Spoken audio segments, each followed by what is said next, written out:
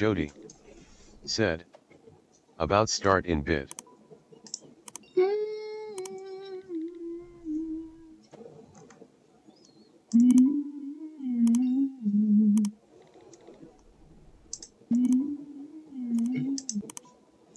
Stream Elements said, Baby Jody 7413 is now live.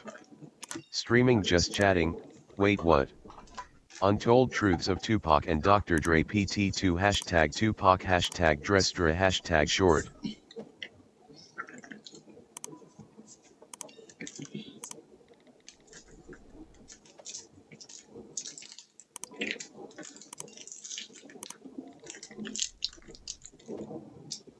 Wait for everybody to come in.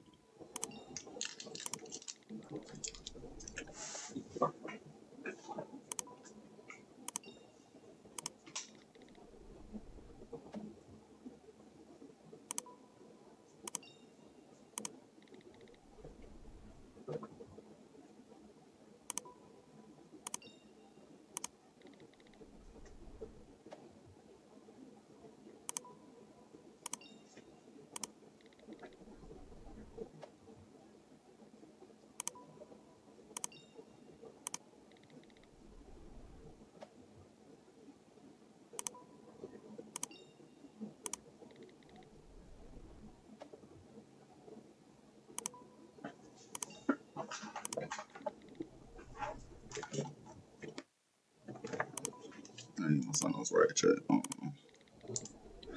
About to start in a minute.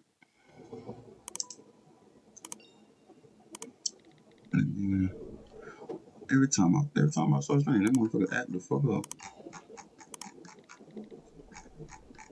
Doing Dr. Dre versus Tupac recap.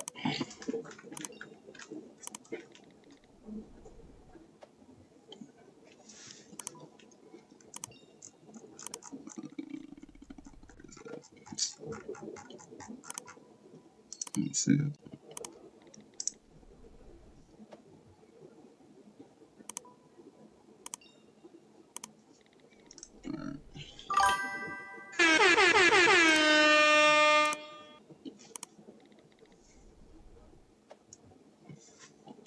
At Stream Elements said, Stream Elements bot running robot face, learn how to customize the bot here, https://docs.streamelements.com.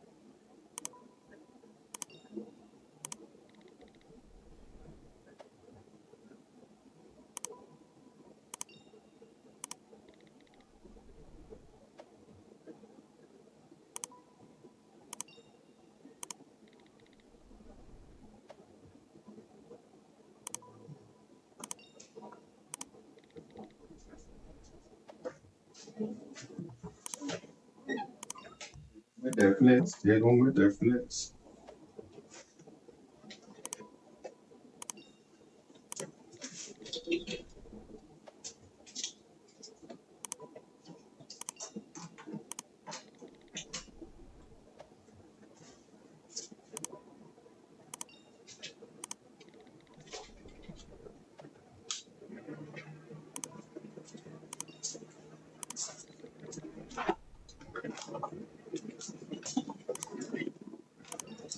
You've been dying. I'll tell you about to get started.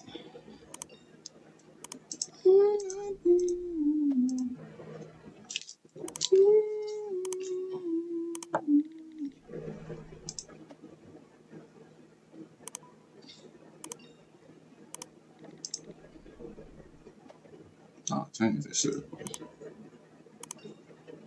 Let's change that. Let's change. Alright. We good. We good.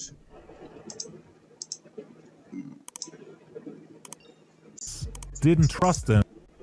No matter how.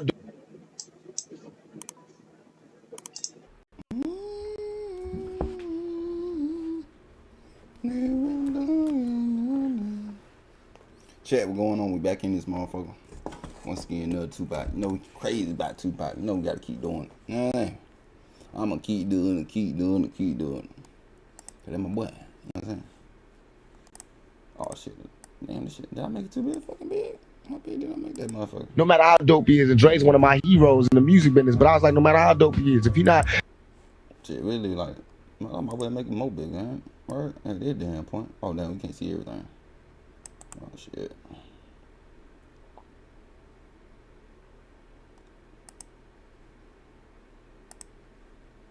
There you go.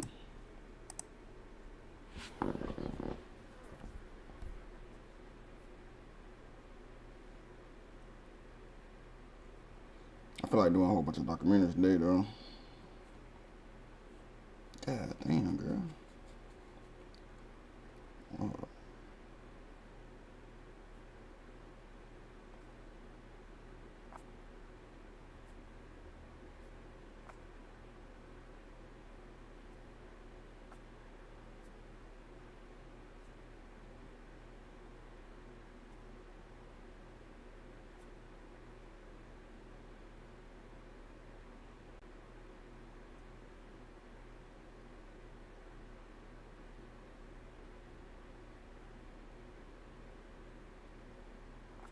Crazy as hell.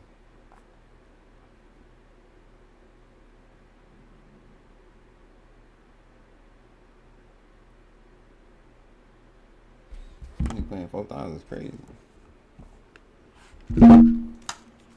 Wait till everybody come in.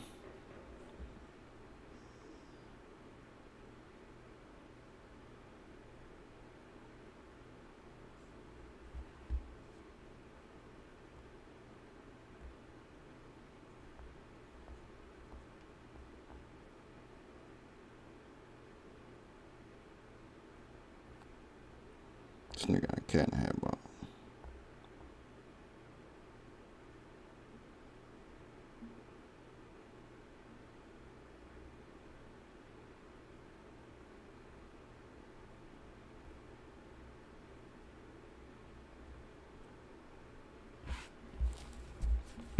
Alright, go. Let's start chat. Bullshitting. Hello? Stop. Down for his homeboy, then I don't want to be a part of him. I don't want to be around him or nothing. As far as Dr.DRE goes, been there, done that, through with it.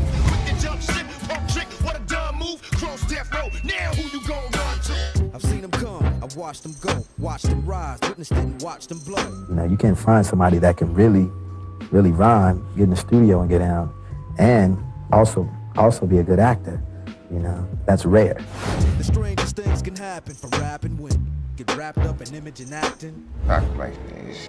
I'm on some MOB station. I'm on a red rag. So, bam, they put a red rag on Pop. You can try to play that gangster this shit, but we MOB for I'm real. Get capped up and wrapped in plastic, zipped up in bags when it happens, that's it.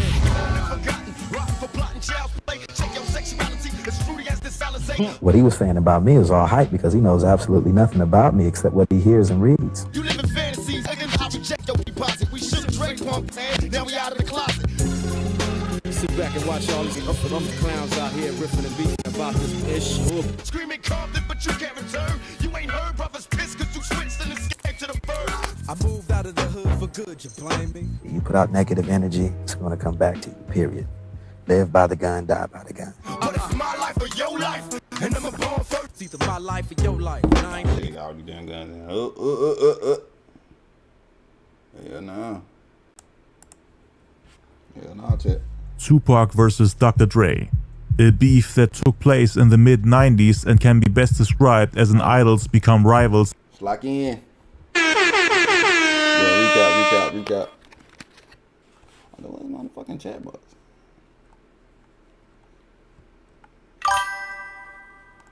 What's up, bro? At D's Nuts 90 said, "Man, what it do, fam?" What's up with you, twin? That shit over there. Chat on all the damn Soda King and yeah, that them bitch. Nigga get a drink on, you know me? Why the fuck my shit didn't pop up? My chat box said. Oh yeah. At Larry Johnson and There you 3 go, Larry. said, Ah. "The boogeyman's back, what's happening, twin?" What's up, bro? There go Larry, goddamn. My boy. Both my boys came in there, motherfucker. What's up with y'all? Type of relationship. No matter how dope he is, before I start this motherfucker. I don't want nobody to be behind. We're doing the Dr.DRE versus Snoop Dogg recap. No, it's not Snoop Dogg, but Dr.DRE recap. Then we're gonna get into some other documentaries tonight. Appreciate y'all liking the shit though. Okay, we just go ahead and start. At Larry Johnson and 3 said, "Appreciate the love, twin." I appreciate you, man. At Yasink 4S said, "Tupac the best real bro." Let's do it. I like you already. Hello. I like you Another already. one. Give me a hell yeah. Yeah. What? Shout out y'all, man. Shout out y'all, bro. I'm trying to wait till everybody come in so I can start, or y'all just want me to go ahead and start this motherfucker. Y'all let me know. Somebody told me last time, YouTube told me last time they missed out half of it, so.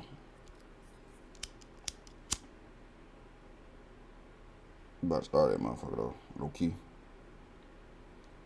Y'all gonna watch this documentary? At Larry Johnson and 3 said, "It's Tupac or nothing, real talk." Hold on, talk to him again, twin. Talk your shit to you. Talk your shit to you. Yo. Over everybody, you hear me? I'm going ahead and start chat, fuck it. He's one of my heroes in the music business, but I was like, no matter how dope he is, if he's not down for his homeboy, then I don't want to be a part of him. I don't want to be around him or nothing. As far as Dr.DRE goes, been there, done that, through with it.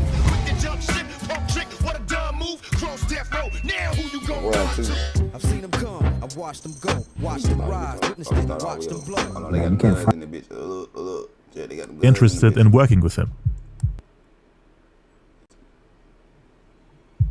Tupac versus Dr.DRE, a beef that took place in the mid-90s and can be best described as an idols become rivals type of relationship, merged with betrayal / two groups going their separate ways after working together.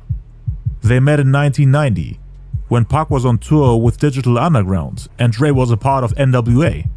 Pac kept asking him for beats, telling him that he wants to go solo, but Dre didn't really take him seriously, as he was a nobody at this point, and as Dre kept his beats for himself and his crew. Almost every track Dre produced Larry became Johnson a banger, and 3 so he had no said, reason to give away his "You know beats. they say Dr. Dre Dre is a never reached little out zest to him boy." as he wasn't really interested in working with How you him. look? Pac was a huge fan of him, but the two never really developed a real friendship. They would see each other every now and then, At Larry but Johnson didn't and 3 collaborate until years later. said, In "Tupac early keeps it 92, real, he tell Dre you left how it is Ruthless and what Records it's going and to his be." group NWA to create his own label with a man named Suge Knight. Pac had already dropped his debut album Tupacalypse Now and played in the movie Juice a year prior. His good friend Tretch from Naughty by Nature was in it as well. He was very close with ex-NWA member Eazy-E, who became Dr. Dre's biggest rival after he went to Death Row. Pac had already known him since 1990. He idolized him even more than Dr. Dre. Tretch would later ghostwrite for Eazy-E, and the three started hanging out together. Pac also got close with the group Above the Law, which was signed to Eazy-E's label Ruthless Records. Pac wanted Eazy-E to sign him as well. He was having difficulties with his second album at the time. It was supposed to be called Black Starry Night at first. Hello now, Tupac. With the guns and shit. His intro was scrapped, became an change it. Then as the recording process went on over the next few months, Pac decided to change the name to Troublesome 21. He was adding and removing songs every time he went to the studio. The tracklist of the final version of the Troublesome 21 album was entirely different from the actual sophomore album that came out, because Troublesome 21 was scrapped by Time Warner due to the outcry in the media over the lyrical content. Pac was really having difficulties with his career at the time. The censorship was one of the reasons why he tried to find a new label. He had a problem with Interscope telling him what to say and what not to say in his lyrics. He thought there was no censorship on labels like Ruthless Records and Death Row. That's why he tried to reach out to them, especially to Eazy-E's label Ruthless Records. He thought that was the best option at the time, cause he was already cool with Above the Law and Eazy-E, who again were the enemies of Dre and Death Row Records. Pac more or less tried to prove Eazy-E his loyalty and convince him that he'll be a great addition to the label. He did a song with Above the Law called Call It What You Want. We gotta get you out of here. I ain't gonna lie to you, bro. You said they all on. You said rappers are rapists. Oh. You said, did I read that wrong? We're gonna say They also did a music video together in which Eazy-E was featured. That wasn't the first time Eazy appeared in a music video with Tupac. In 1990, Dre and E made a cameo appearance in the music video for the song Same Song. Those are my goats. That was the first single Tupac was on. Between 1992 and 1993, Tupac and Above the Law performed the song Call It What You Want on different shows in LA. Pac got to hang out with the entire Ruthless crew, including Eazy-E. They would always talk bad about Dr. Dre and Death Row Records. Eazy-E was trying to motivate Tupac to go at Dr. Dre and his crew. Pac was a hothead and extremely loyal. He would always treat the rivals of his friends as his own enemies. In December 92, Dr. Dre dissed Eazy-E and the label Ruthless Records on the song Dre Day off the album The Chronic. Eazy-E asked Pac if he would diss Dre for him in exchange for him getting signed to Ruthless Records. He said rappers. And Pac said yes. He was ready. He was already in F Dre mode. And he was looking for people to get back at Dre and to counter the diss track Dre Day. One day when Tupac, Eazy-E, Above the Law, and Money B from Digital Underground were at a show in LA and were getting ready to perform on stage, somebody told them that the people from Death Row were in the same building. There was a little tension in the air and everybody thought that it would come to a fight, since the situation was so heated. Eazy-E was calm and relaxed and said, "If something happens, I got my thing." He pulled out his gun and was ready. Pac then pulled out a gun too, saying, "Yeah, I got my gun too," as if he's ready to shoot at the people from Death Row if it comes to a fight. The elevator doors open and they make eye contact with rapper and producer Warren G, who's actually Dr. Dre's stepbrother.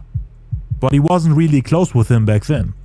He was actually closer to Above the Law, who he was working with early on in his career.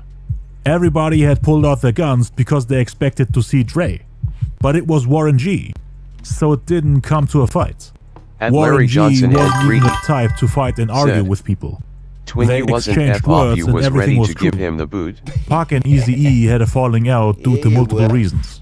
The first being Pac deciding to record a song with Ice Cube called Last Words for his sophomore album, which finally got released on February 16th, 1993 under a new name, after scrapping multiple songs and replacing them with new ones.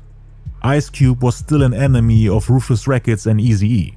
Not only did he destroy NWA with his diss track No Vaseline, but E's homies from Above the Law had a fist fight with Cube and his crew, the Lynch Mob, in 1991. Eazy-E was actually working on a diss EP aimed at Cube, similar to the one he made for Dre, which is called It's On Dr. Dre 187 Killer. It came out on October 19th, 1993, and Cube was supposed to get dissed on a separate EP. Cube later even agreed to do an entire album called Helter Skelter with Dr. Dre, dissing Eazy-E. So yeah, E was disappointed by Pac doing a song with him. And the second reason why E didn't really want to mess with Pac anymore was because he was starting to get too close with the people from Death Row. And again, Dre and Eazy were enemies. God damn it, Dre. Everyone on both labels was in war mode. So why would he try to work with or get close to not just one, but two of his enemies in the middle of a rap beef? At Larry Johnson After and telling 3 him that he would diss them, said, Dre dissed E "You on know one how of the I most get down. I do iconic not battle play records the ever. radio rolling And on the Cube did floor the same laughing." on No Vaseline a year prior, and Pac was trying to that get shit, close with right. both of them, even though he was yelling F Dre when E and Pac were hanging out together. So E was obviously confused and disappointed. Pac just wanted to take his career to the next level. He felt like Interscope was holding him back, so he tried to reach out and get close to all the giants in the industry. He tried to take every opportunity that came his way to finally blow up. He didn't even think that Eazy-E would take offense to it. Pac got close with Death Row around the At time Larry he Johnson started and working on his 3 third album, which said, was in 1993. "Yasink He 4 first still met in Snoop here Dogg on There's on July Nothing But 21st, Love, brother." 1993, Yeah, nothing but love, at the brother. premiere for the movie Poetic Justice, which he played in a year prior. Turns out that the people from Death Row already had him on their radar at the time. No Tupac Pac slander then will not started be to hang out tolerated. with Snoop Dogg, and then got introduced to the label boss Suge You know what I'm Knight. saying? At who Larry offered him a Johnson record and deal. 3 They wanted to make a said, deal with Interscope "It's and nothing get but all the love." music they recorded for Pac's third album and put it out on the label Death Row. Like mentioned earlier, Interscope was already causing trouble and refusing to put out Pac's music the way he wanted it to be, mainly because of his lyrical content, which they thought was too violent and controversial, especially his songs about crooked cops. They tried to censor him. Pac always wanted to be on Ruthless, but they weren't really making much of an effort to get him on their label. Eazy-E at the time had linked up with the rappers BG Knockout and Gangsta Dresta, so he didn't need a guy like Pac anymore to go at Dre. Gangsta Dresta and BG Knockout were taking care of that, so Ruthless Records wasn't really interested anymore. With Death Row, it was the other way around. They were the ones that reached out to Pac and offered him a record deal. And I don't even picture myself to be like Dre or whatever. I just picture myself to be like Goddamn with the guns and shit. Come on now. Gotta skip that shit. To sign to Death Row was because of the disagreement. going on that tour. It's Snoop. To sign to Death Row was because of the disagreements he had with Dr. Dre, Snoop Dogg, and the Dog Pound back in autumn '93. Pac had just finished recording his third album, which he called Thug Style, or Thug for Life. Baby. This was before he decided to put out a group project called Thug Life. A lot of the songs on the unreleased album Thug Style came out posthumously in 1997 on the album Are You Still Down Remember Me, which is a double album containing some of the unreleased songs he originally intended for his second album, Black Starry Night, and also his third album, Thug Style. Two projects that got scrapped and replaced by other albums. The album Thug Style was originally scheduled for an early '94 release. He had songs on there like Thug Style, Thug for Life, Is It Cool to F, and Time to Get My Drink On. Pac had handed in the final version of the project to Interscope, so that they can make copies of it and sell it in early '94. Somebody from Interscope then, for whatever reason, gave copies of the Thug Style album to Dr. Dre, Suge, Snoop, and the Dog Pound. What I said, what I told y'all, what I told you yesterday, like, everybody was copping Pac, man. I'm talking about Pac, what I got on that dude, bro. Everybody copping. Snoop Dogg, Dr. Dre, IQ, Diddy, Biggie, P from New York, you know what I'm saying, Nas and them, Jay-Z, damn, the list go on. Give my boy my flower. Every time I stream Tupac, I'm gonna give my boy my flower. I'm gonna give him the flowers on this damn channel. You hear me? Like mentioned earlier, there were plans of them signing Tupac to their label, so that might have been one of the reasons why they got copies in advance, more than half a year before the official release. because this incident happened late summer, early autumn '93, when they were still working on Snoop's debut album, which ended up being Doggy Style. Doggy Style and Thug Style. Now who copied whom? The singer Natasha Walker did the background vocals on Tupac's song Is It Cool to F, which again was on the Thug Style album. And she confirmed that Snoop and the people from Death Row were biting Tupac. She walked in on Corrupt and Daz Dillinger of the group The Dog Pound, which was signed to Death Row at the time, while they were listening to Tupac's upcoming album Thug Style. They had a copy of that album and were studying it, without Pac knowing about it. Listening to it during the recording sessions of Snoop Dogg's Doggy Style album, with Dre in the studio stealing ideas, cause he was the one producing the album. The singer Natasha Walker was confused, because Tupac didn't allow her to get a copy of the album yet. He feared that it would leak and be all over the place. So that's why he didn't want anyone who was on the album to have copies of it. But Interscope, for whatever reason, gave several artists on Death Row copies of the album. And according to Natasha Walker and the rapper Swoop G, they studied that album and used some of the rhymes, beats, slangs and ideas on Doggy Style, which came out later that year on November 23rd, before the planned release date of the album Thug Style, meaning Snoop Dogg would come out with Pac's ideas before him, making it seem like Pac is the one who drew inspiration from Snoop, even though it was the other way around. And nobody wanted to be labeled a biter back then, especially when you're the one who came up with all the ideas, and people try to use them before you. Pac had a line on MC Breed's song Gotta Get Mine, in which he said, I keep my mind. I gotta remember though, he was beating up. Even Fat Joe said this shit in the interview. He said Tupac was beating up the Jamaican dudes for selling his what it's called, Tupac lipids. They were trying to sell that shit before he even get released. He was gonna go around New York beating them motherfuckers up. Everybody was biting that nigga, man. I'm gonna try to fix this shit real quick. Alright. Yeah, Tupac, how long Tupac down here? I don't know Tupac. We fit Tupac, y'all. Yeah, we're gonna put it right here. Right next to me. On my money, money on my mind, which Snoop then copied on his hit single Gin and Juice off the upcoming album Doggy Style. Hold on, I know you lying. I keep my mind on my money. Hold on, hell no. Some of the rhymes, beats, slangs and ideas on Doggy Style, which came out later that year on November 23rd, before the planned release date of the album Thug Style, meaning Snoop Dogg would come out with Pac's ideas before him, making it seem like Pac is the one who drew inspiration from Snoop, even though it was the other way around. And nobody wanted to be labeled a biter back then, especially when you're the one who came up with all the ideas, and people try to use them before you. Pac had a line on MC Breed's song Gotta Get Mine, in which he said, I keep my mind on my money, money on my mind, which Snoop then copied on his hit single Gin and Juice off the upcoming album Doggy Style. I keep my mind on my money, money on my mind. Laid back. With my mind on my money and my money on my mind. I gotta get mine, you gotta get yours. I gotta get mine, you gotta get yours. You gotta get yours, but fool, I gotta get mine. See, every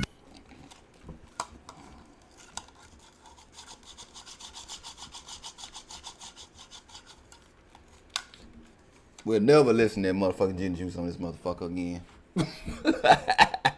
Jack, we'll never listen to that motherfucker again. Hell nah, you don't copy my boy shit. Let me camera. Hold on. Chill out. Hold on. Bring back focus. Oh, there we go. You said Snoop was jealous? Hell yeah. Bad. Gin and Juice is widely regarded as Snoop Dogg's best song. The album Doggy Style went to sell over 806,000 units in the first week alone, while Pac, with his second album that came out in the same year, only sold 38,000 units. Snoop sold over 25 times more records than him, while he's quote-unquote biting him. So of course Tupac was mad about it. They even stole the beat for G's and Hustlers of Snoop's album from Pac's song Lie to Kick It, which was produced by Warren G and recorded for the Thug Style album. you ain't got to lie to kick it to the tricks in the I'll be getting switches. This is for the G's and this is for the hustlers. This is for the hustlers, now back to the G's. Pac's song also features the rapper Richie Rich, who was actually the first person to use that sample, back when he dropped the song Snitches and B with his group 415. Caught a brother one day getting out of a cop car. I know there's more to come, but the few that have so far.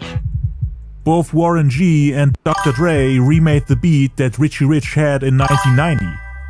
DJ Daryl, who was the producer of the group, was the first person to flip that sample. Tupac and Warren G wanted to do a tribute for them. That's why Warren G remade the beat so that Richie Rich can once again rap on the same beat, but this time with Tupac.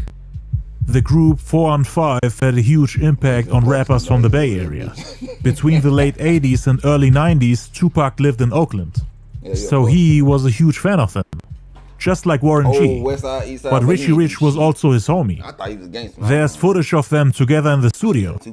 This was before Dr. Dre copied that beat.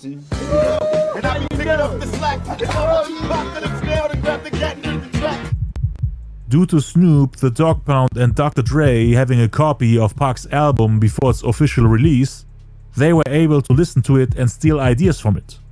Dr. Dre stole his stepbrother Warren G's beats by flipping the sample the same way he did, but without telling them anything about it.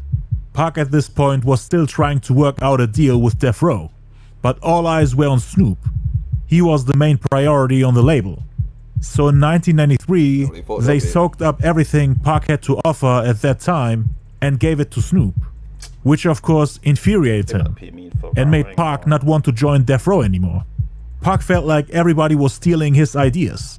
Not only Dre and the people from Death Row, but also the people on Bad Boy. Puffy somehow got his hands on the album as well. And they heard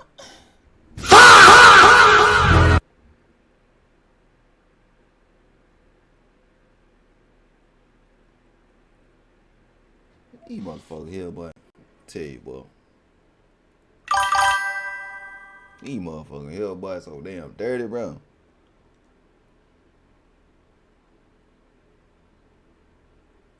Yeah, he did that nigga real dirty. And his stepbrother. I think his stepbrother. Yeah, his stepbrother too. Tupac's Time to Get My Drink On, which they used for Biggie's Ready to Die album. Dirty word, bro.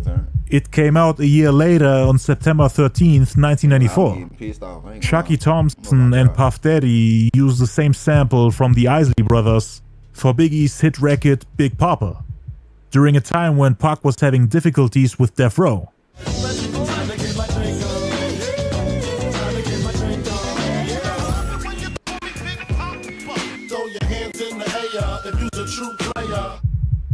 I will cover Tupac's beef with Biggie in the next video, so stay tuned. Pac didn't want to sound like Snoop or Biggie, so he decided to scrap the whole album and start from scratch. Most of the songs on there didn't get released until after his death. For him, it felt like Death Row was trying to exploit and bully him, cause every time he had an idea, the people from Death Row were looking at him like a pack of hungry wolves that are ready to bite and rip off everything they can without Pac being able to do anything about it. So he felt betrayed and was fuming when Natasha Walker told him about it. He couldn't believe it. Snoop and the people from Death Row didn't necessarily have bad intentions. They just loved Pac's music and his style overall. But Snoop, just like Biggie and everyone else, wanted to put out the best music possible and make sure that he'll blow up. Instead of dropping a half-assed album that people quickly forget about due to strong competition on the East Coast, the people from Death Row wanted to put everything the West Coast had to offer at that time into one album, by spying on other West Coast artists to improve their music. They wanted the West Coast to take over and leave the East Coast behind, even though New York is the mecca of hip-hop. The objective was to leave a mark on the world and to shake up the game with every album, so that everybody remembers the names Dr. Dre, Snoop Doggy Dogg and the Dogg Pound. They wanted to replace their rivals, Ruthless Records, as the face of West Coast hip-hop. And for that, they needed to drop more classic albums like The Chronic. They wanted to prove to Eazy-E that they're better off without him, by selling more on Death Row than on Ruthless Records. So that's why they were spying on Pac, who was just about to blow up, to use some of his momentum for themselves, so that they're the biggest thing in hip-hop. Pac scrapped the entire Thug Style album and decided to work on the Thug Life Group album instead. But he didn't want to release it on Death Row, as he felt like they were just trying to waste his time by making empty promises and screwing him over.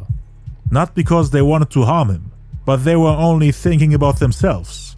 They were actually trying to be cool with Pac the whole time, wanted to get even by featuring him on soundtracks and helping him financially. But Pac was annoyed by them and thought that he'll just continue doing his own thing without Dr. Dre and Death Row. He actually thought of working things out with Eazy-E and getting him to sign the group Thug Life to Ruthless Records. In late '93, Eazy-E signed the group Bone Thugs and Harmony, since him and his manager Jerry Heller thought that it would turn out to be a highly lucrative deal. They got rid of a lot of the older artists on that label and wanted to focus on Eazy-E's solo career and also on Bone Thugs and Harmony. At this point in time, Pac was still trying to put together not only his third album, but also a group album with Thug Life. Like mentioned earlier, they created multiple versions between 1993 and 1994, which either got rejected by Interscope or scrapped by Tupac himself. But until early '94, Pac would reach out to Eazy-E in hope that he could get himself a deal, so that Thug Life gets signed to the label, and that Eazy-E puts an end to the censorship of Pac's music, cause he felt like Interscope was holding him back, that he can't express himself the way he wants. Again, Pac wanted to join the label that was repeatedly dissing Death Row and Dr. Dre, promising Eazy-E that he would help him out and diss them as well. He sent him one of the earlier versions of the Thug Life album, which E and his girlfriend Tamika Woods listened to. Eazy-E's girlfriend later became the CEO of the company.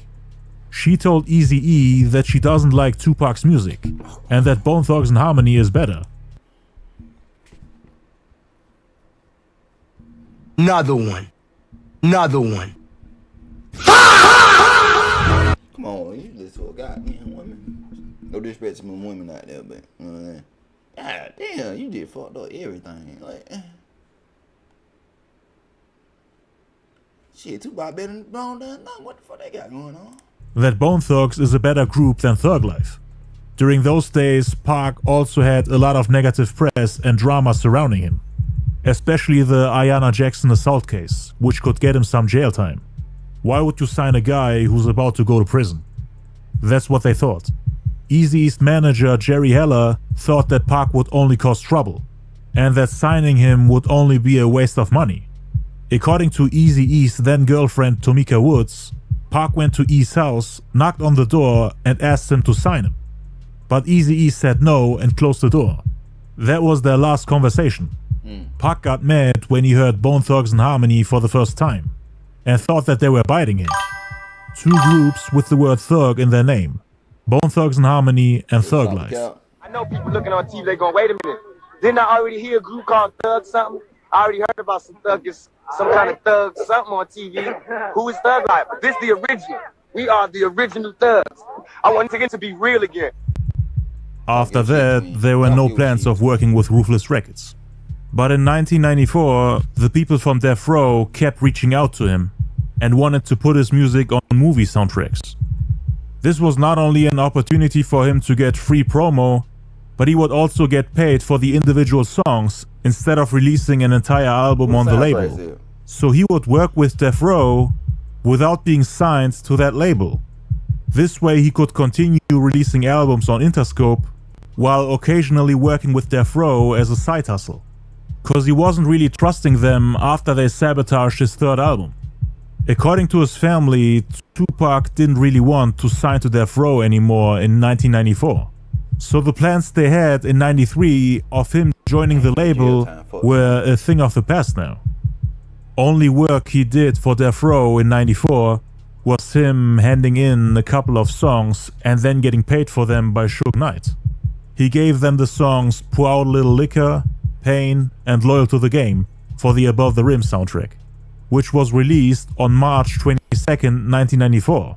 7 days prior to the release of the soundtrack, meaning on March 15th, Pac went to the Above the Rim release party and met Dre, Snoop, The Dog Pound, The Lady of Rage and Jewel from Death Row. Pac then continued to work on the group album Thug Life, and also on his third studio album, while facing assault charges which could get him locked up for a couple of years.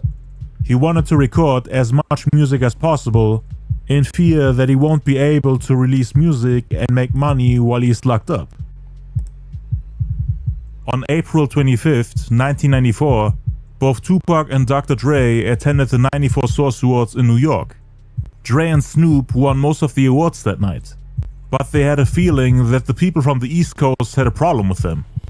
Because the only rappers from the East Coast who won awards that night were A Tribe Called Quest, the Wu-Tang Clan, and KRS-One.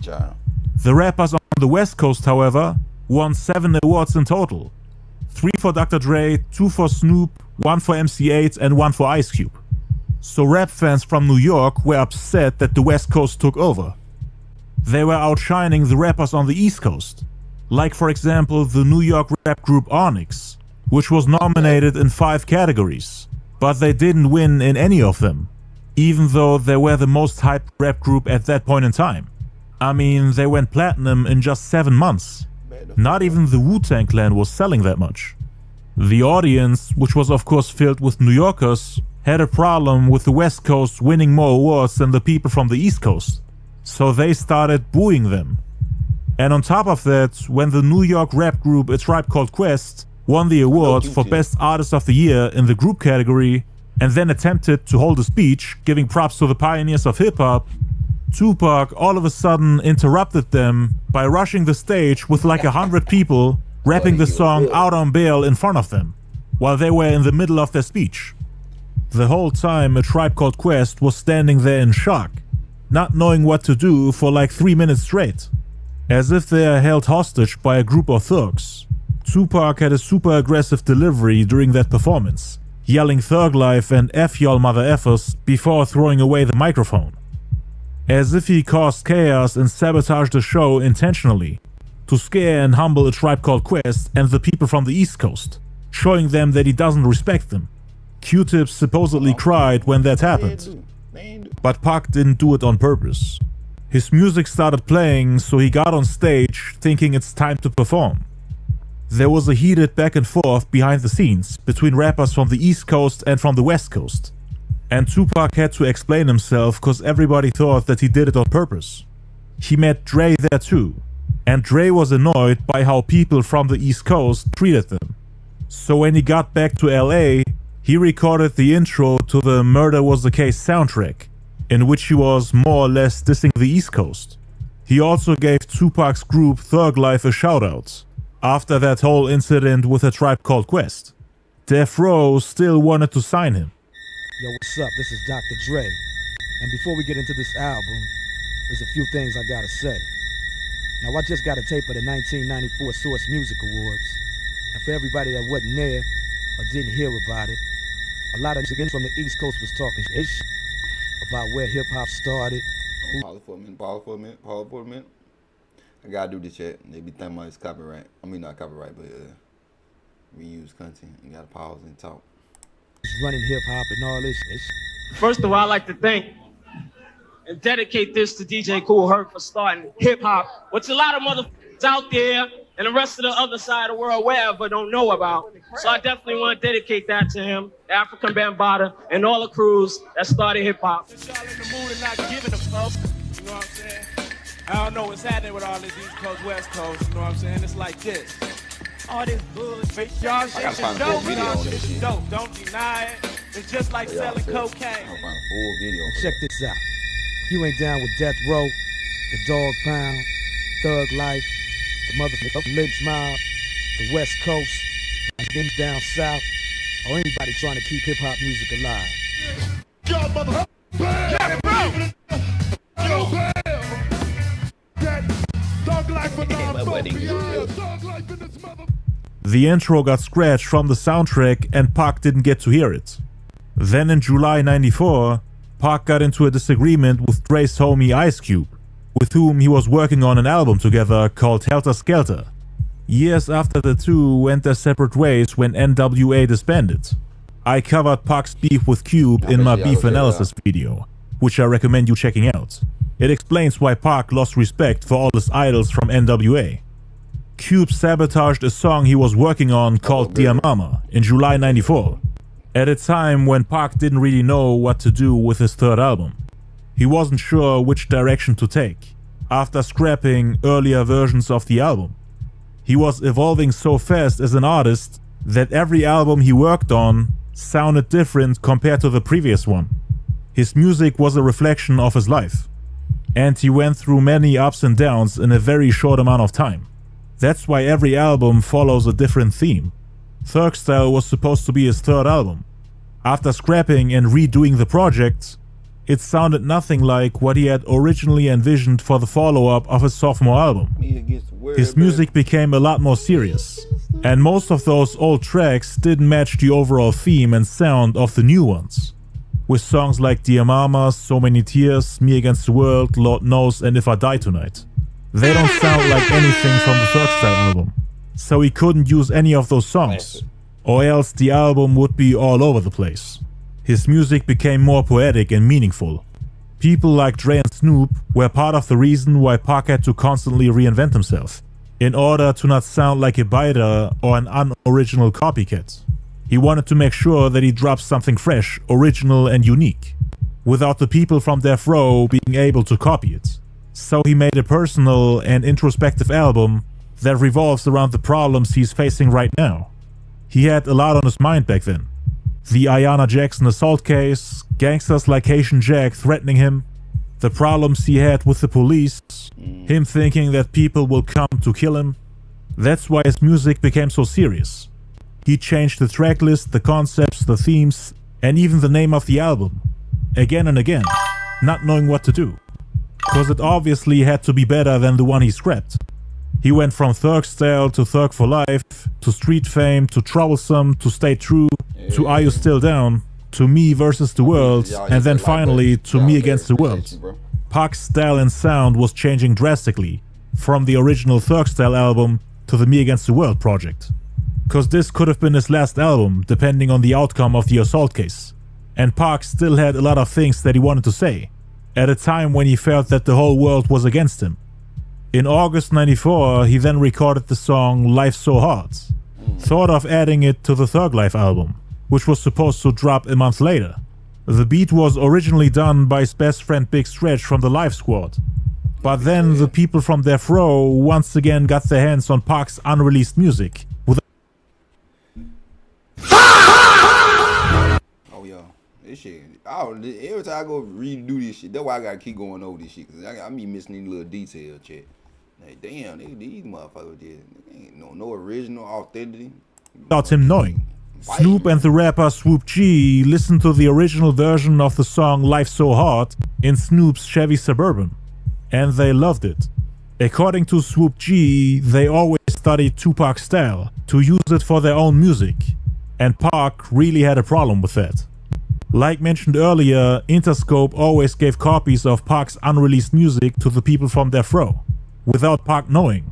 Tupac actually started fights with the people from Interscope because of that, and they always told him that they didn't leak his music. So either they were lying, or Death Row had a spy at Interscope working for them. They then reached out to him again and convinced him to do a remix for the song Life's So Hard for the Murder Was a Case soundtrack. And Dre was listed as the executive producer of that album. According to the rapper Swoop G, Pac was in the studio with Snoop and the Dog Pound when they made the remix for the song. They used the beat by Daz Dillinger from the Dog Pound, which in my opinion ruined the whole vibe of the song. It was all over the place, but they thought it was the right move, since the production was originally handled by East Coast rap artist Big Stretch. So the song had an East Coast vibe to it. They wanted to do it Death Row style, with a West Coast sound. The East-West rivalry was a thing even back then. And the people on Death Row wanted their music to sound different from rappers on the East Coast. They always had outstanding, unique and trend-setting production that was very influential for the artists on the West Coast. So they wanted to add a funky West Coast twist to Life's So Hard, but that song in particular was ruined in the process. They re-recorded the intro, outro and the verses. Snoop also after this chat, we're gonna do the Tupac his cellmate. He got a cellmate. He did an interview what really happened during that time. Tupac was locked up, so we gonna look at that too next. Added background vocals and ad-libs in the end. The song was originally supposed to be dark, sad, emotional, introspective, heartfelt and deep. But they tried to turn the song into a West Coast banger, with a funky beat and an aggressive vocal delivery, which didn't even fit the content of the lyrics and the theme of the song. It's like using the vocals for Brenda's Got a Baby over the beat for two of America's Most Wanted, rapping aggressively like on Hit 'Em Up. I don't know about y'all. I hear that did Brenda. I get sad for it. Like, damn. Brenda went through a lot, boy. That's fucked up as she got now. You know what I'm saying? We ain't gonna talk about this shit. Tupac only did the remix because he needed the money. He probably knew that the remix is terrible. And the worst part is that Snoop and the Dogg Pound didn't speak up when they ruined the song, because they actually loved the original version of it. They once again sabotaged him, even if they didn't mean to. That Cheap Daz remix was so bad that they didn't even use it for the soundtrack. And they couldn't use it for the Thug Life album either, because the soundtrack came out after the group album. It could have been one of Tupac's greatest songs. Hold on. I'm about to find that bitch. I'm gonna go on Apple Music. I just downloaded Dog Pound yesterday. Somebody checked on me download it. Hold on. Snoop Dogg.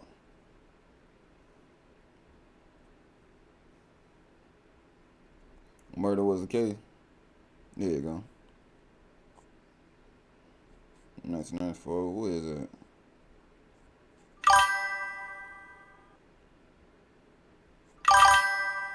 Was Tupac feature on that shit? I don't see him.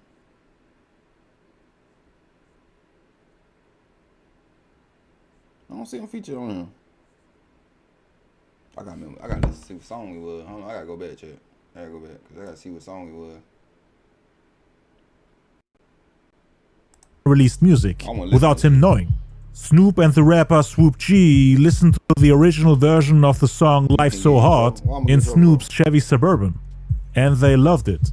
According to Swoop G, they always studied Tupac's style to use it for their own music, and Pac really had a problem with that. Like mentioned earlier, Interscope always gave copies of Pac's unreleased music to the people from Death Row, without Pac knowing. Tupac actually started fights with the people from Interscope because of that, and they always told him that they didn't leak his music. So either they were lying, or Death Row had a spy at Interscope working for them. They then reached out to him again and convinced him to do a remix for the song Life So Hard for the Murder Was a Case soundtrack. And Dre was listed as the executive producer of that album. According to the rapper Swoop G, Pac was in the studio with Snoop and the Dogg Pound when they made the remix for the song. They used the beat by Daz Dillinger from the Dogg Pound, which in my opinion ruined the whole vibe of the song. It was all over the place, but they thought it was the right move, since the production was originally handled by East Coast rap artist Big Stretch, so the song had an East Coast vibe to it. They wanted to do it Death Row style, with a West Coast sound. The East-West rivalry was a thing even back then, and the people on Death Row wanted their music to sound different from rappers on the East Coast. They always had outstanding, unique and trend-setting production that was very influential for the artists on the West Coast. So they wanted to add a funky West Coast twist to Life So Hard, but that song in particular was ruined in the process. They re-recorded the intro, outro and the verses. Snoop also added background vocals and ad-libs in the end. The song was originally supposed to be dark, sad, emotional, introspective, heartfelt and deep. But they tried to turn the song into a West Coast banger, with a funky beat and an aggressive vocal delivery, which didn't even fit the content of the lyrics and the theme of the song. It's like using the vocals for Brenda's Got a Baby over the beat for two of America's Most Wanted, rapping aggressively like on Hit 'Em Up. Tupac only did the remix because he needed the money. He probably knew that the remix is terrible. And the worst part is that Snoop and the Dogg Pound didn't speak up when they ruined the song, because they actually loved the original version of it. They once again sabotaged him, even if they didn't mean to. That Cheap Daz remix was so bad that they didn't even use it for the soundtrack, and they couldn't use it for the Thug Life album either, cause the soundtrack came out after the group album. It could have been one of Tupac's greatest songs. The original version is actually Idi Amin's favorite Pac song of all time. Idi is Tupac's brother-in-law and one of the members of Pac's group Dramacidal, which later became Outlaws. But Pac was still paid somewhere between $200,000 and $250,000 for that remix by Suge Knight himself, even though it was never used on the official soundtrack release. It was later added to the soundtrack for his posthumously released movie Gang Related in 1997, when they were trying to put out as much material as possible during a time when the rap world was craving for unreleased music by one of their deceased legends. But back in '94, everyone was shocked that Pac got that check. He wasn't even signed to Death Row at the time, and got that much money for just one song. It even surprised Snoop and the Dogg Pound, because according to Swoop G, they never got that much money while being on Death Row. That was Suge's way of showing Pac that he's appreciated, and that they really care about him. After the whole thing with the cancelled Thug Style album, and after all the shady things they did behind the scenes, with them listening to all his unreleased material for inspiration. Suge really loved Pac. They weren't even that close in the beginning. Stop the cap. Stop the cap right now. Stop the cap. No bullshit, bro. I don't believe that shit right there. But the two had chemistry. They could tell that they're very similar and had respect for each other. Suge himself said that he saw himself in Pac, and that Pac is the rap version of himself. Pac was really thankful for the money. He was going broke because of the heavy spending and also because of the lawyer fees for the Ayanna Jackson assault case. Suge helped him out when no one else did, so he quickly forgot about them spying on him and messing up his third album. Suge told him that he wants the group Thug Life on Death Row to compete against Bone Thugs and Harmony on Ruthless Records. Him and Suge really got along, but Pac wanted to put out his next two records on Interscope first and see where it goes. He felt like this whole back and forth with him trying to find a new label was a waste of time. He had the assault case to worry about and didn't want to push back his albums again. He didn't want to sign to a different label when he already recorded over 100 songs on Interscope that need to be put out. So Pac felt like he should stay on Interscope for a bit, so that he didn't wait. Let me know, y'all. 100 songs. Is there 100 songs of Tupac already out? That's what I need to know, cause I'm about to go on live mixtape, and you find some new Tupac shit. I ain't gonna lie to you. Waste his time there the past 2 years, with him coming up with one album concept after another and then never releasing any of it. The Thug Life album then came out on September 26, 1994, but it only had 10 songs on it. A lot of the tracks he recorded didn't make the cut due to Interscope having a problem with them. After that, on October 18th, the Murder Was the Case soundtrack came out, but without Life So Hard. On October 20th, they then invited him to the music video shoot for the song Natural Born Killers. The cameo was their way of showing Pac that he is an honorable member of the Death Row family, cause they removed him from the soundtrack even though they wanted to show the world that he's part of the team. So they put him in the music video instead. The song was a collaboration between Dr. Dre and Ice Cube, who were working on the album Helter Skelter together, which never came out. Like mentioned earlier, Pac wasn't really cool with Cube at the time. There was a little friction between them because of the song Dear Mama. Dr. Dre and Cube weren't really his friends. They were business partners at best, because neither Cube nor Dre cared about collaborating with him. On November 30th, 1994, he was shot at the Quad Studios in New York. I covered this in my video, The Reason Why Tupac Got Shot 5 Times. You should definitely check it out. On February 7th, 1995, Tupac was then sentenced to 1.5 to 4.5 years in prison on abuse charges. His third studio album, Me Against the World, was then released a month later on March 14th, 1995. The album went platinum in just a month. So that was Pac's side of the story. All the way up until he got incarcerated. In order to understand both sides and to find out why Dre ended up leaving Death Row shortly after Pac got signed to the label, we have to take a look at what happened behind the scenes between Dr. Dre and his partner Suge Knight. Dre was serving a 5-month jail sentence between 94 and 95 for drunken driving and probation violation.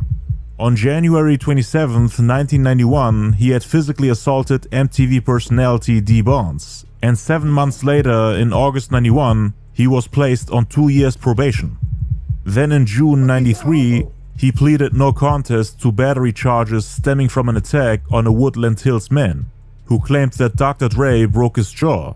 He was given a 90-day jail sentence. On January 10, 1994, he was then arrested again after a high-speed chase through Beverly Hills in his 1987 white Ferrari for driving with twice the legal limit in California.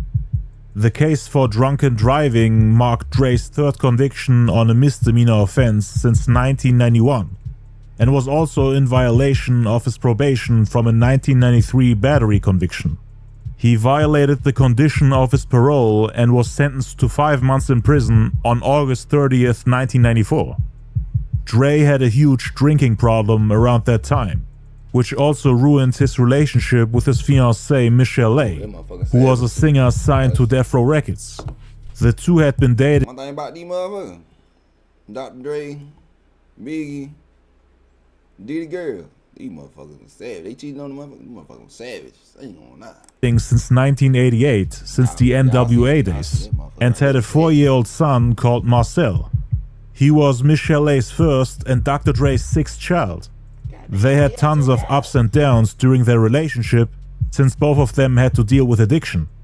Their relationship became more strained due to Dre's drinking problem, infidelity, and volatile behavior. He would always cheat on her with groupies and girls he met at parties. Michelle A has stated that Dre was physically abusive throughout their relationship.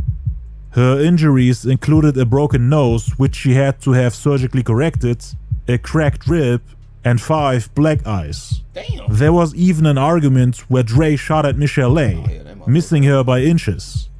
She left the bullet in the door for him to see, and according to her, Dre never tried to shoot at her again. But the beatings continued, and she began to self-medicate with pills and alcohol. Suge then tried to help her, when Dre had left Michelle A and the baby for weeks, without money or a car to go get food. And Suge took over for him, got real close with her, took care of the child, gave Michelle A money, bought her and the kid groceries and things they needed to survive, fixed a lot of her problems, like for example bills that Dre forgot to pay, because of which Michelle A and her son were trapped in the mansion with no electricity, lights and ways to cook food, all while Dre was away. Before he got locked up, he was out partying with other girls. Michelle A later understood that these girls could have been sent by Suge to Dre in order to manipulate her, making it seem like Suge is the white knight and Dre is just a scumbag who would rather spend his time with girls than with his child and fiancé. Suge was trying to sleep with her, even though she was Dre's fiancé, and Dre was Suge's partner. They both co-owned the company. Michelle A, for example, needed groceries and diapers for the kid, which Suge always bought for her. He used Dre's irresponsibilities to his advantage to get closer to Michelle A. At Michelle A's shows, Dre was hugging and kissing other girls in front of her. Suge then tried to gain sympathy points by throwing the girls out, as a way to show Michelle A that unlike Dre, he cares for her, while Dre tries to use every opportunity to cheat. Suge would buy her jewelry and presents every Christmas, and also on her birthdays, even though he was married to a woman named Sharitha. Every time Michelle A told Suge, "I don't know where Dre is," Suge would respond, "Well, I do," telling her that he's spending time with other girls. Back then she thought Suge was just trying to be a good friend for both, trying to keep both sides happy. But after 20 years she came to the conclusion that he was just trying to manipulate her. Her and Suge had an affair and a secret relationship between 94 and 95. God damn, these motherfuckers are savages, man. Ooh, I be don't kill that motherfucker. I ain't gonna lie. They slept together behind Dre's back, while he was outside partying, working on music, or spending time in jail. Michelle A told Dre nothing about it and still wanted to get married to him. Before going to jail, Dre's best friend and assistant Bruce Williams had hooked him up with a woman called Nicole, who Dre met at a nightclub. Dre wasn't out looking for love or for the right person that night. He just saw her and asked her for a number, with a cocky look on his face. Nicole said no, but Dre pursued and wanted to get to know her. With the help of his best friend Bruce Williams, he was able to send her romantic letters, and Nicole was later convinced to give him a chance. At the time, she was actually married to the basketball player Sadil Threat, but she was unhappy in her marriage and cheated on him. According to Dre, him and Nicole started dating shortly before he turned himself in because of the probation violation, which got him 5 months in jail. Nicole's family didn't really like Dre and thought he was a troublemaker, but Nicole wanted to be with him instead of her husband, and even visited Dre in jail, while Dre's fiancée was cheating on him with his partner Suge Knight. They both co-owned Death Row. In jail, Dre thought about all the people that were around him, who he could trust and who really cared for him. Nicole and his best friend Bruce Williams, who will both play a huge role later on in the story, were always there for him. But neither Snoop nor the Dog Pound paid him a visit for 5 months straight until he came out in 1995. In jail, he also heard that his old friend and rival Eazy-E was dying of AIDS and lying in the hospital. So he went there and paid him a visit. There he also met Ice Cube, who didn't visit him in jail either. While Dre was locked up in 95, Michelle A's problems with alcohol really got out of control. They always had to keep an eye on her as if she's a problematic teenager. She fell in love with the singer Montel Jordan and tried to get physical with him at a party, around the time when his platinum single This Is How We Do It came out. The Death Row head of security, Reggie Wright, who was keeping an eye on her, noticed what she was Said Tupac and Dr.DRE hate each other, should sue Tupac to force Dre out of the company. So yeah, some ownership which led to Tupac being killed over his head. Really? Damn.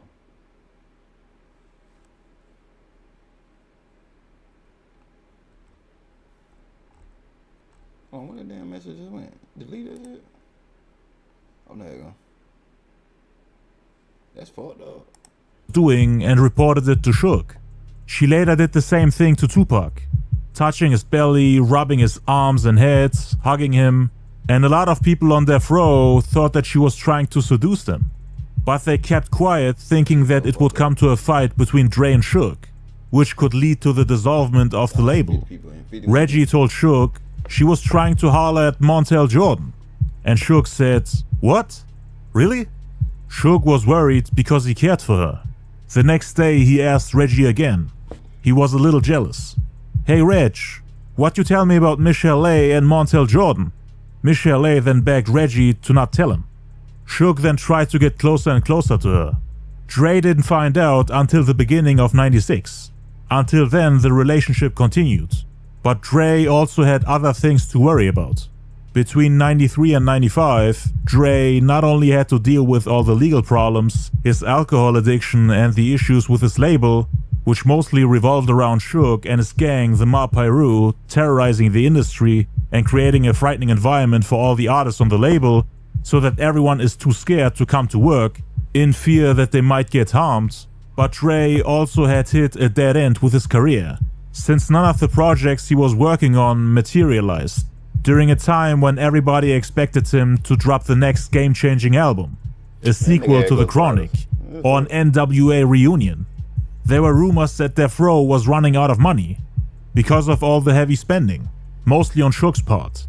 So they needed the next big hit to get back on their feet. A lot of artists weren't getting paid what they were supposed to, and the label was only able to release 2 albums since 1992, which wasn't enough to generate enough money for the label to survive. And because of the Eazy-E beef, people were losing faith in him, saying that he fell off, that he's not a gangster like he claims he is, and that he can't drop another album on the level of The Chronic, with a song that's as dope as Nothing But a G Thing. He couldn't deal with the pressure, which is why it took him so long to drop his second album. A project that's worth being in the same conversation as The Chronic and Doggy Style. He was working on his second solo album, and also his collab album with Ice Cube, which got cancelled after he went to jail.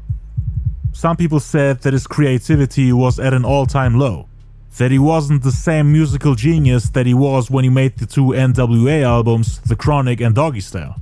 He would let his co-producers do most of the work, and would take credit for work that other people did, beats made by lesser known producers.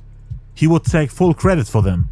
And from a rapping perspective, his most loyal ghostwriter, the DOC, decided to leave the label and diss Dre for not getting paid what he was supposed to get. Him and Dre always felt uncomfortable when going to the studio because of all the Ma Piru members that Shook brought there. The DOC would always carry a gun with him when going to the studio. He always felt unsafe and had to be ready at all times. Just like Dre. He wasn't a gangster. The DOC even said that doing jail time was easier than doing studio time at Death Row. So it makes sense why Dre himself didn't want to work there anymore. But the DOC was also mad at Dre for not getting paid for his work. He had been writing lyrics for him since the late 80s. Would always risk his life by working in a dangerous environment that he didn't feel comfortable in, just to get exploited and threatened.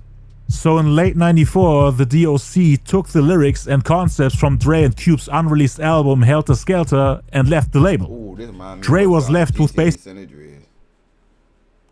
what's his name? Loc Dog? Loc Dog, Mad Dog.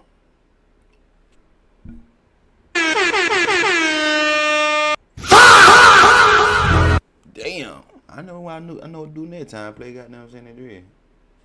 I gotta remember his name. Basically nothing. And the DOC, who was trying to make a comeback following a car crash which severely damaged his vocal cords, decided to work on his own Helter Skelter album, keeping the name just to spite Dre, who always relied on other people to make hit records. Snoop and the Dogg Pound wanted to put out their own records without Dre's involvement, like the upcoming Dogg Pound album Dog Food and Snoop's sophomore album The Dogfather. Snoop and the Dogg Pound didn't visit Dr. Dre while he was in jail, and after he came out they weren't too close. Dre had already found a new team and didn't really need them. He had people like Jay Flex and Sam Snead. Jay Flex wrote Dre's verses on Keep Their Heads Ringing, Natural Born Killers, and also on California Love. Damn. Keep Their Heads Ringing and Natural Born Killers were also co-produced by Sam Snead. And they were supposed to work on Dre's next solo album. Snoop and the Dogg Pound weren't supposed to be on it. Dre kept distancing himself from the label and also from its artists. In summer 95, while Tupac was still in prison, Shook finally convinced him to join the label, but for that they had to bail him out first. Shook first announced his plans of bringing Tupac to Death Row on August 3rd during the 95 Source Awards, and then negotiated a deal with him while he was in prison. Part of the 3-album contract was that Dre would take care of the production on all those projects, and Pac was really looking forward to working with him. Part of the reason why he joined was because of Dre's production, but Death Row was also the only label that offered to bail him out. Shook had more or less taken over Dre's role as the talent scout for the label. He would start signing people without Dre knowing about it. I mean, the two were co-owning the company, and with Dre's alcohol problem, him going to jail and being on house arrest, Shook more or less had to take over for him. The show must go on. They couldn't just stop running the company. But Dre felt some type of way about it, since he was losing importance within the label in all fields. On a business level, his role as a talent scout, a manager, him being the executive producer of every album, being in the studio with all the artists to make sure that the music is on point and to give feedback, and also on a music level, since he wasn't producing as much as he used to. Shook wanted to be the executive producer now of every album, and Daz Dillinger more or less became the main producer of Death Row, since Dre refused to come to Can-Am Studios. Daz and Shook were doing his work, so the label was already a mess. And now the hothead Pac comes in expecting to work with Dre. Some say that Dre didn't really care about Tupac getting bailed out and signed to Death Row, while others say that he wasn't happy about it as the label was already out of control, fearing that Pac is the straw that breaks the camel's back, so to speak, cause he was not only a troublemaker and a hothead, but also had tons of cases and problems with the police on top of everyone else's legal issues. How the fuck you gonna say that and you beating women and shit and you got a case and being drunk and shit? Hello. The hell? Like Snoop's, for example, who still had to deal with the murder case. Dre himself was under house arrest because of the probation violation. He was afraid that Death Row would slowly start to fall apart due to the heavy gang presence, the security getting replaced with gang members and troublemakers, court cases mounting up, the heavy spending to maintain a lavish and luxurious lifestyle with parties every week, artists being too lazy to put out music so that the label can generate income to actually balance the expenses, and overall it just felt like the people weren't getting paid what they were supposed to. Shook was giving rappers pocket money and luxury cars, which were still property of Death Row Records, instead of giving them the millions of dollars they've made for the label. According to the singer Jewel, Shook was paying random women who agreed to sleep with him in exchange for him making them famous more money than the artists on the label. According to her, that's where most of the money went. In the beginning, Dre was the superstar of the group. Snoop and the Dog Pound were nobodies, and everything revolved around him. Everyone had to follow his orders, work on his album, contribute to it without getting credit, in hope that Dre turns them into superstars. But now they were all stars themselves, and were making music without his involvement. Shook was also able to run the company without him, which gave him the ability to do what he wants. The label was split into 3 groups. The Mob Piru faction, meaning Suge Knight, the security, Shook's homies, and later on Tupac. Then the second group, which were the Crips, meaning Snoop Dogg, the Dog Pound, Nate Dogg, and all their homies. And then the third group, which consisted of those who didn't want to pick a side or get involved with gangs, which was Dre's team basically. Him, the DOC, who had already left the label, Jay Flex, who was his ghostwriter, and his co-producer Sam Snead. The Bloods and the Crips, of course, weren't best friends, and didn't hang out as much together as with the members of their own gang. And there was also put a lot of pressure on the third group, those who didn't want to join neither the Bloods or the Crips. They became outsiders and felt uncomfortable around them, especially around Shook's homeboys. The majority of people on Death Row were Mob Piru members. Jay Flex and Sam Snead aren't even from Cali, so it was like a culture shock to them. Just like for the DOC, who's originally from Texas. The Bloods on the label knew that Dre's team was not from the West. Due to the East-West feud, they kept an eye on Dre's homies. They treated them like outsiders, didn't trust them, even though all they wanted to do was make music. After Shook's infamous speech at the '95 Source Awards, which reignited the East-West hip-hop conflicts, the artists on both labels, Suge Knight's Death Row Records and Puff Daddy's Bad Boy Entertainment, got dragged into a bloody war where several people lost their lives. On September 23rd, 1995, Shook's friend and fellow Mob Piru member Big Jake, who was his security at the time, was shot and killed allegedly by Puffy's bodyguard Anthony Wolf Jones. And because of that, the Bloods on Death Row wanted to go to war with him. I covered this in my documentary for the Tupac shooting in Las Vegas. Make sure to check it out. It's called The Reason Why Puff Daddy Killed Tupac. So Death Row and Bad Boy were now beefing. But not everyone wanted to get involved, like Dre and his team for example. They thought it would be bad for business, and overall thought that it was pointless. Shook's homies, however, who were all Mob Piru members and made up the majority on Death Row, wanted retaliation. The Crips didn't want to get involved at first, but they got dragged into it later on. Dre knew that Tupac had a problem with a lot of the people on the East Coast, especially with Puffy and Bad Boy. He also knew that he was a hothead, and that it would escalate even further with him joining the label. He thought the last thing... Why everybody keep saying, yeah, fucking hothead? Y'all did this nigga wrong and y'all he a hothead. How the fuck? Nigga want justice? Fuck you talking about? Hello? that the label needs at the time is a guy that does the exact opposite of de-escalating a problem. That really bothered him, since Death Row was his baby. He didn't want to abandon it or jump ship, so to speak. He wanted to save it and get it back on the right track by focusing on business instead of beef. There was already enough pressure on them, with them having to deliver artistically, meaning to drop better music than the artists on the East Coast in order to silence the haters and those who have super high expectations. They also wanted to keep Suge Knight and everybody on the West Coast happy, at a time when artists and fans on both coasts were picking sides and seeing the opposite coast as their enemy, or when people were getting death threats or losing their lives because of the feud between Death Row and Bad Boy. Dre just wanted to focus on the music, without beefing with anybody. He didn't want to be a part of the war, actually wanted to collaborate with rappers on the East Coast. He saw Big Jake's death not as a reason to retaliate, but as an eye-opener, and as proof that they shouldn't go this route. Keep the gunplay and violence to a minimum, and mainly focus on business, to stay peaceful or at least neutral. But it was beyond his control, even though he was technically the co-owner of the company. The Bloods on Death Row would also try to intimidate Dre's team, constantly asking them which side they were on, and treating them like outsiders. It would get worse day by day, and in the end it also got physical once Tupac joined the team. On October 12, 1995, Pac was released from the Clinton Correctional Facility in New York after being bailed out for $1.4 million and signed to Death Row Records.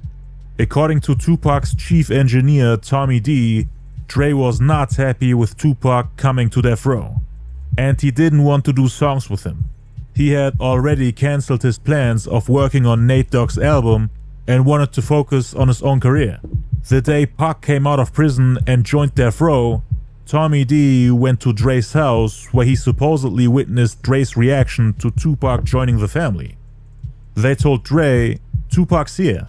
He got out of prison and went to the studio." To which Dre supposedly responded, "That's it. Now that Tupac's here, I gotta get out of here." But Dre didn't tell anyone about it. From the outside it actually seemed like he was happy that Pac was on the team. But according to Tommy D, that wasn't the case. And he most likely told Pac later on about Dre's comments. It's unclear if Dre really said those things, and if he really felt like leaving the label because of Pac, who was actually excited to meet him and had to get a lot of his chest after spending so much time in prison. He was looking forward to working with them, thought that Dre would be in the studio with him every day and make beats for him. He recorded his fourth album, All Eyes on Me, in just a couple of weeks, shortly after getting released from prison. Dre and Pac saw each other less than 10 times after he came out of prison. In the month he came out, he didn't see him at all. I mean, he was almost done recording his double album by the end of October. Recorded tons of bangers with other producers, and Dre was nowhere to be found. The 3-album contract Tupac signed said that Dre would handle the production. But he didn't come to the studio for the All Eyes on Me recording sessions like all the other producers did. So by the end of October, Pac complained about him and asked Suge where he is and how he can reach him, reminding him about the deal and the agreement that Dre would produce his album. Pac actually had to get permission to drive to Dre's house in order to meet him, because of course he wouldn't just let anybody come to his house. It was a gated community and Dre had his own studio there. The reason why Dre rarely left his mansion was because he was on house arrest. Like mentioned earlier, he had violated his probation after driving recklessly while racing down Sunset with the cops chasing him. After spending time in jail, he was put on house arrest and couldn't leave whenever he wanted. So this might have been one of the reasons why he didn't visit Pac in the studio. But he did get permission to leave his house when shooting the music videos for California Love. So I'm pretty sure it would have been possible if he really wanted to. But Suge understood why Dre couldn't come, so he called him and asked him if it's fine for Tupac to pay him a visit, so that they can record some songs together at Dre's house where he has his own studio. The first studio session with Dre took place on November 2nd. They recorded the song Can't See Me together. Pac came in and saw Dre in the studio with the beat playing in the background. He could hear George Clinton's vocals coming out of the speakers. Dre then turned down the volume and asked Pac if he can write lyrics to it. He turned the music down and go, "Can you write to this?" right? Security, can I write it? Is you crazy? And I'm in there doing my thing, and I had to do it. I was in the booth. He's like, are you ready? Do your vocals. I had to stop and go, Dre, you do not know how long I waited to get in this booth. And I have Dre out there going, you ready? You know what I mean? Yeah. I waited all my life for that, so straight out of Compton. So Pac wrote 3 verses in just a couple of minutes, and Dre was surprised how dope the song turned out, because they had tried to use the beat for other projects before, and none of those versions were good enough to be released. Dre would usually give artists a tape with the beat so that they can listen to it at home and come up with lyrics. But Pac didn't need preparation and did a phenomenal job vocally. After 2 years, Dre finally managed to turn the beat into a hit, cause he didn't know what to do with it, as it was laying around since they made Snoop Dogg's Doggy Style in '93. The beat is very similar to Dre Day and Snoop Dogg's What's My Name. It just has a different tempo, but uses the same sample. Mr. Buster, where the f you at? Can't scrap a lick, so I know you got your gap. From the depths of the sea, back to the block, Snoop Doggy Dogg, funky, yes, the Give me my money in stacks and lace my shit with Don figures. Real chicken ringers on nickel plate. Boy won. Hold on. Tupac won it. Hold on, we gonna go back. We gonna go back. Pay all 3 of them. Pay all 3 of them. Oh damn, we didn't even go that damn bit for. Oh, we got one in the bed. What the fuck? Oh shit, I won all the way back. Oh Lord. Lord have mercy. I don't forgot where we was at. Oh shit. Damn, fucked it up. Where the fuck we was at? Oh, I see him. I see it. We right here.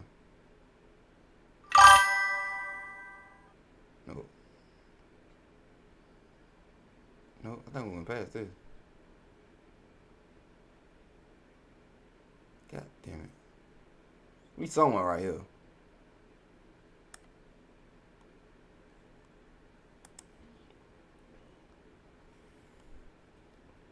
And Dre having to give away his hits to others. Like mentioned earlier, California Love was supposed to be Bring your frail ass in the studio. Nah. But all right. Nah. How'd it work out, though? How y'all went in there, and I'm going to tell you, man, honestly, it's a sight to see Dr. Dre in the studio. You know, I'm going to tell you this for the world. Dre don't hop up in this. He got his own studio at home. He don't even kick it with regular rappers in the studio. Pac then explains how Dre doesn't even spend time with quote-unquote regular rappers in the studio, basically humbling himself and calling himself a small, irrelevant rapper compared to the giant Dr. Dre. Even though Pac was already a platinum artist, he didn't join Death Row hoping that Dre will make him famous. They were both established and well-respected artists, but Dre would still not pay him a visit in the studio. As if he doesn't even care about him being part of the family, and as if he has no interest in. I gotta find this shit. He jumped up and tried to fight the out. No, we ain't right now. Now, New Yorker. No, we're not right now.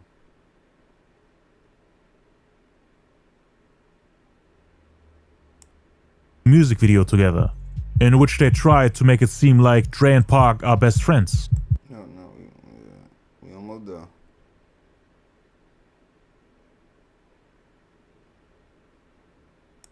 The whole time Pac was wondering why Dre never came to help him with his album. A lot of the artists on the label, cause one of the reasons why Pac got signed was to help Death Row to grow. They had been stagnating for years, and were getting left behind by Bad Boy Records, with Biggie taking. It was filmed in El Mirage, cause the rap game was slowly turning his back on him after his loss against Eazy-E during their rap beef, which made people from Compton, the city he was representing. For that one song I decided I was going to start on my next album, and I did California Love. It was just me. Like California Love, said Dre, you know you owe me this. I'm new on that. Over all types of beats. He had mastered hundreds of styles, including the one of the Dog Pound, California Love. So I'm pretty sure it would have been possible if he really wanted to. But Suge understood why Dre couldn't come, so he called him and asked him if it's fine for Tupac to pay him a visit. so that they can record some songs together at Dre's house where he has his own studio. The first studio session with Dre took place on November 2nd. They recorded the song Can't See Me together. Pac came in and saw Dre in the studio with the beat playing in the background. He could hear George Clinton's vocals coming out of the speakers. Dre then turned down the volume and asked Pac if he can write lyrics to it. He turned to me today, I go, can you write to this? Right. Security, can I write to this? Is you crazy? And I'm in there doing my thing, and I had to do it. I was in the booth. He's like, are you ready? Do your vocals. I had to stop and go, Dre, you do not know how long I waited to get in this booth. And I have Dre out there going, you ready? You know what I mean? I waited all my life for that, so straight out of Compton. So Pac wrote 3 verses in just a couple of minutes, and Dre was surprised how dope the song turned out, because they had tried to use the beat for other projects before, and none of those versions were good enough to be released. Dre would usually give artists a tape with the beat so that they can listen to it at home and come up with lyrics, but Pac didn't need preparation and did a phenomenal job vocally. After 2 years, Dre finally managed to turn the beat into a hit, cause he didn't know what to do with it, as it was laying around since they made Snoop Dogg's Doggy Style in '93. The beat is very similar to Dre Day and Snoop Dogg's What's My Name. It just has a different tempo, but uses the same sample. Mr. Buster, where the you at? Can't scrap a lick, so I know you got your gap. From the depths of the sea, back to the block, Snoop Doggy Dogg, funky at the Give me my money in stacks and lace my shit with Don figures. Real chicken ringers on nickel plated non-triggers. It didn't make sense to add the song to the Doggy Style album, since What's My Name has a very similar beat. So he decided to use it for the Helter Skelter album with Ice Cube. But it didn't really fit the overall theme of the album. Helter Skelter was supposed to sound dark and hardcore. Can't See Me is a funky party track, similar to Snoop's Gin and Juice and Who Am I? After the collab album with Cube was cancelled, he thought of giving the song to the Dog Pound, since the Dog Pound had a similar style as Snoop. It takes 2 to get busy when the party's packed. So many girls want the wall in front to back. Dre originally had planned to put the song on the album Dog Food, which had already came out at that point. They named the song Can't See Me with the letter C instead of the word C, because Daz and Corrupt are Crips, but they cancelled it even though they had already recorded verses for it. Dre was cut off the Dog Pound's Dog Food album and had little to no involvement in it, as he was serving a 5-month jail sentence for drunken driving and probation violation, and after that he was put on house arrest. He couldn't be there for the Dog Pound when they made their album, and even if he could, he wasn't really working with them as much as he used to. Snoop and the Dog Pound didn't pay him a visit while he was in jail, and wanted to make music without him, so Dre had no clue what to do with the beat and just gave it to Tupac. But he allegedly told him that he made the beat specifically for him. Pac supposedly didn't know that it's a recycled song, so when he played it in front of the Dog Pound, they were confused and told him that it was one of their songs. In the intro, you can hear George Clinton saying, "They will never see the P." Dre kept that part for Pac's version of the song.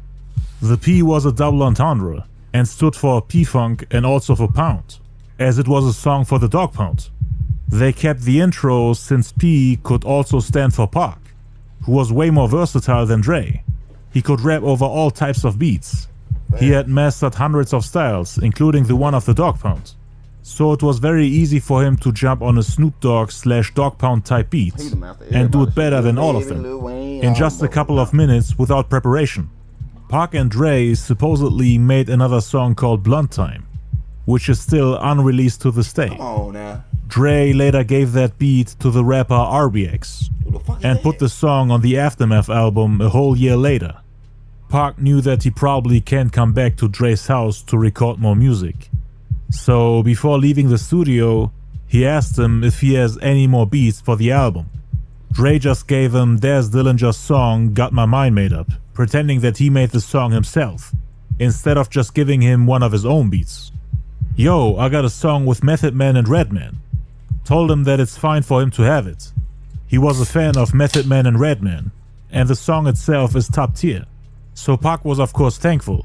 He took the tapes with him and wanted to add his verse to Got My Mind Made Up later. The following day, November 3rd, Suge Knight got in touch with Dre.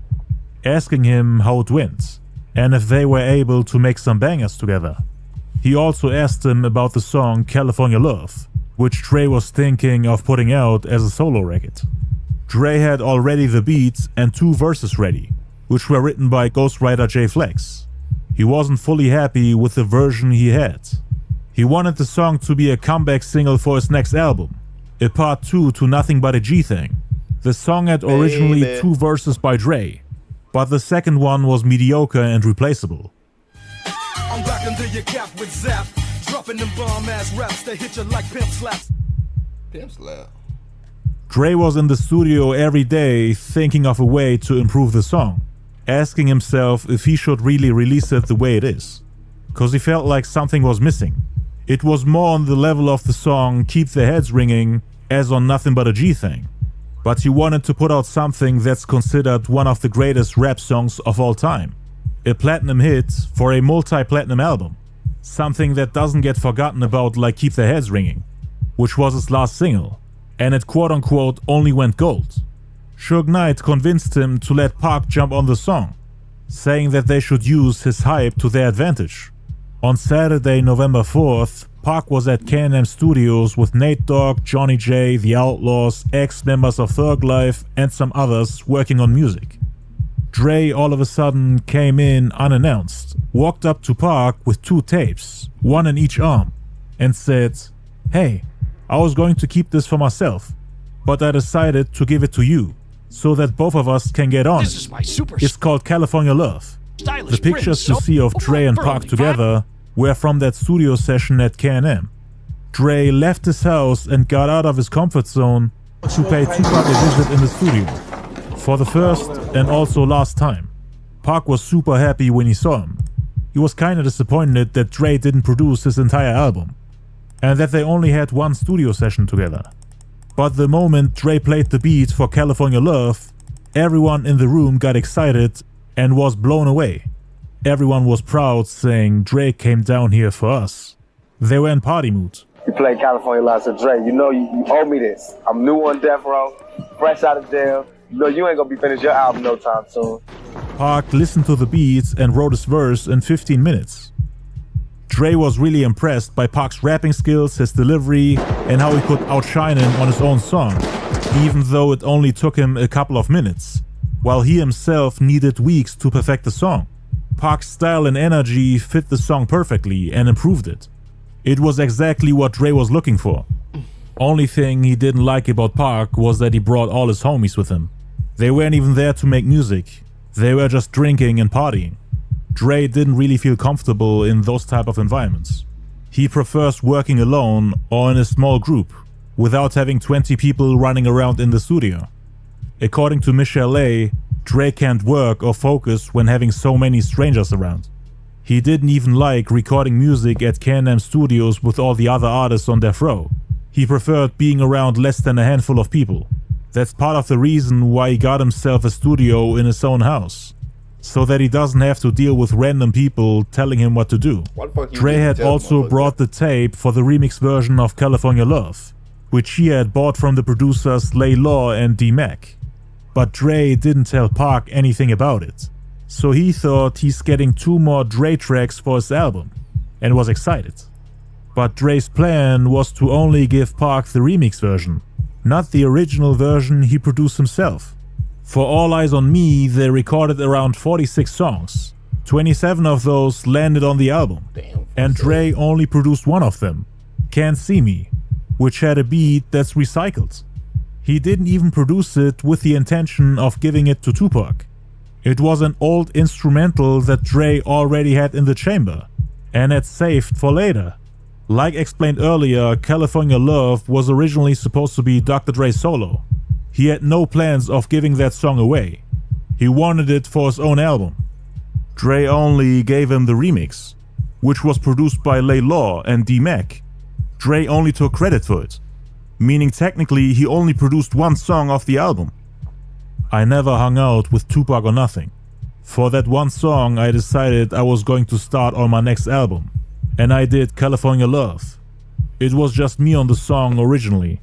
I wanted the song to come out right then. but I didn't have a record out. So me and Suge got together and was like, yo, let's put this on Tupac's album, since it's about to come out now. So what I did was take out my second verse and put in Tupac's verse and let him do the ad-libs at the end. Then bam, we do the video. That's how that happened. The part about Dre and Suge agreeing to put the song on Tupac's album came later. At first they just wanted to see if the two have chemistry, and if he can somehow improve Dre's song. Suge had to later drive to Dre's house and convince him to give the song to Tupac, but Suge could only get the remix for him, which Dre didn't even produce. But back to the California Love studio session on Saturday, November 4th. After recording Pac's vocals, they listened to it and agreed that both versions of the song are ready to be mixed and mastered. Dre then told Pac that they're going to shoot the music video for California Love next weekend. Pac was excited for that as well.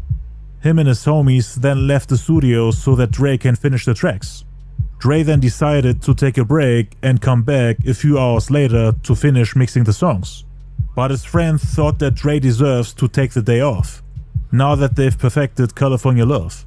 So he said, yo, let's just block out the studio for the whole weekend. Dre then agreed and they put the tape on the board so that nobody can touch it. They left everything as it is and came back the next day. All of a sudden, some random strangers come into Dre's studio without permission, all excited, greeting and hugging him, saying, man, glad to be on the same label with you. Dre didn't know what to say and had no clue what was going on. He had a strange look on his face. Suge had started to sign random people to Death Row, without Dre's approval. They had an agreement that Dre would be the one who signs artists, that Suge would stay out of it. Dre would only work and spend time with people that he himself brought to the label. And so far, he had only signed a small group of people. Dre wouldn't just let anybody in. Suge Knight had no clue about music but would still give people record deals, without talking to someone who can actually tell who has talent and who can benefit the company. His friend then asked him what was wrong, and Dre said, I don't know if you know how it's set up, but the way it's supposed to be set up, Suge is supposed to take care of the business, and I'm supposed to take care of the creative. Ain't nobody supposed to sign to this company unless I hear him first. I'm trying to keep a certain quality and integrity to our company. Now Suge just signing people, not checking with me. They signing people now. Suge was taking over and violating the agreement.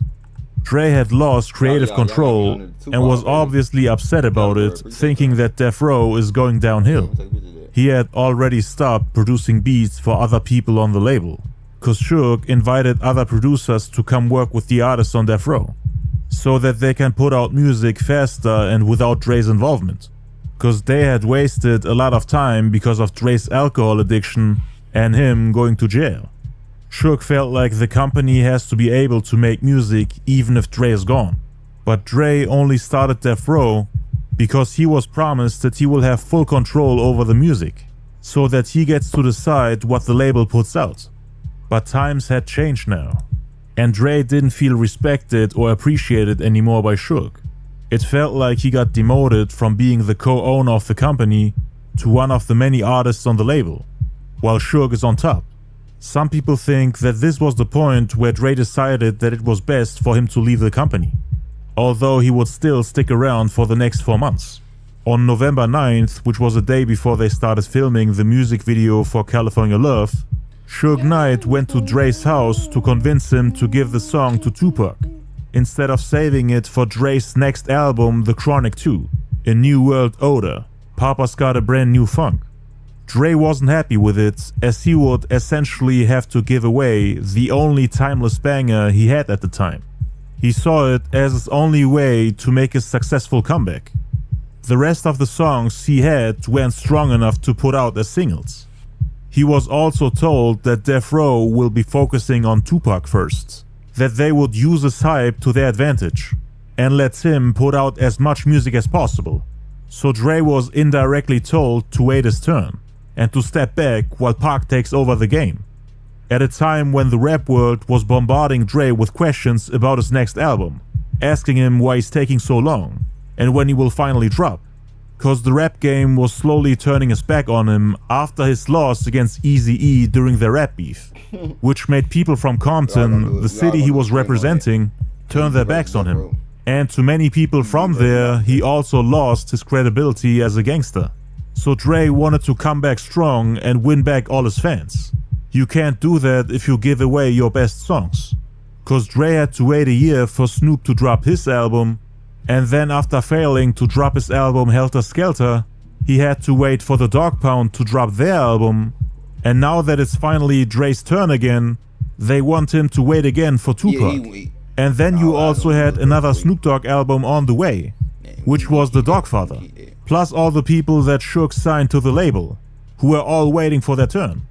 How is Dre supposed to come up with another California Love when he's being told to wait for the others to drop first and is giving away his best songs for their albums? Dre only had a small amount of beats and couldn't afford to give them all away. Some producers make beats within hours or days, but Dre always took his time. Sometimes it took him months to do one song, and he was getting tired of people popping up every few months asking him for beats. So Dre more or less felt neglected and treated like an unimportant benchwarmer, even though it was his own label. He wanted to be the main priority and the biggest artist on the label. With him giving away California Love, he would once again have to go back and come up with the next game-changing rap anthem to sell the album, before Suge can ask him to give the song to someone else. It became harder and harder for him to make bangers after giving away all his beats to Snoop for his Doggy Style album, cause Snoop ended up selling twice as much as Dre, and after that they more or less went their separate ways. Snoop ended up working with Daz instead and didn't pay Dre a visit while he was in jail, so they weren't really best friends. I mean, Dre had no involvement in Snoop's sophomore album Dogfather, and there were no plans of them collaborating again. All the people he made famous weren't helping him with his album. And now Dre was on his own again, working with a small team of lesser known artists, struggling to come up with an album that's on the level of The Chronic or Doggy Style. He didn't want to make the same mistake again, and neglect his solo career while making others more successful than him. So he told Suge that he's not giving away California Love. The two later came to an agreement that Tupac can have the remix version, and that Dre can keep the original version for his own album, The Chronic 2. They also agreed that they would shoot two music videos, the more expensive video for Dre's version and the other for Tupac. But Dre didn't tell Suge that he wasn't the one who actually produced the remix. Suge thought that Pac would at least get a Dre beat, even if it's quote-unquote just a remix version, which Pac thought was produced by Dre. But no, the beat was produced by Lay Law and D-Mac. Dre bought it from them and took credit for it. So technically, Pac only got one Dre beat for All Eyes on Me, which is the Dog Pound song Can't See Me. Dre obviously knew that the remix version is inferior. He didn't want to give Tupac his strongest track at the time. The fuck is that?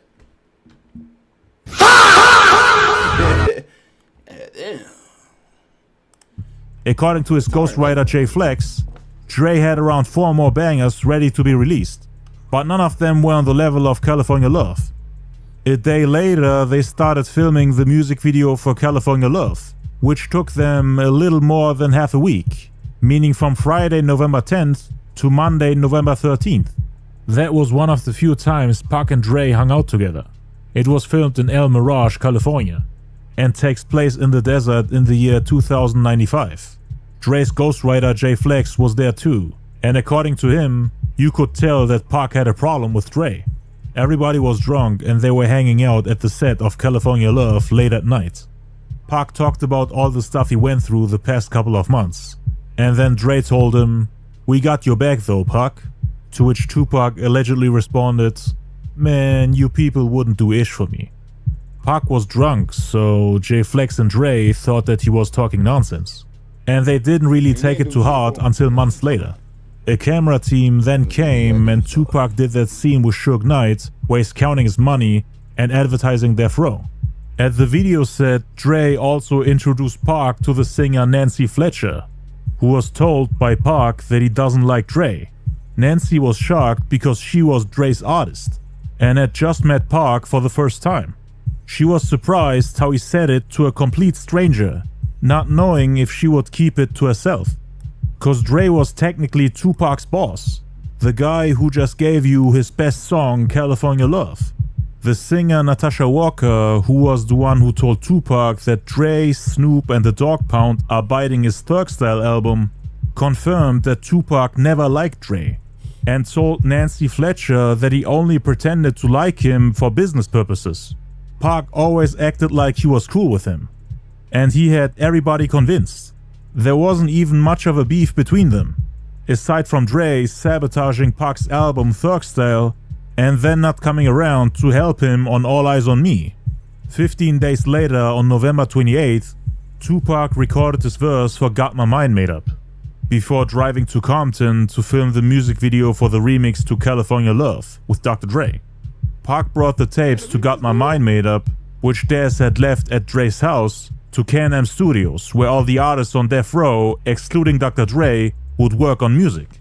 According to Dez, he just happened to be walking by the studio when he saw Tupac playing the song Got My Mind Made Up.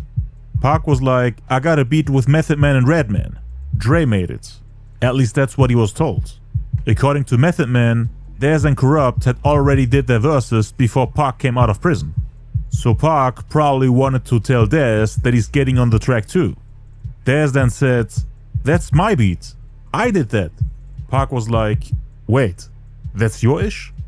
Dez was mad when he saw him with those tapes. Tupac of course didn't know and was fuming after hearing that Dre didn't actually produce it.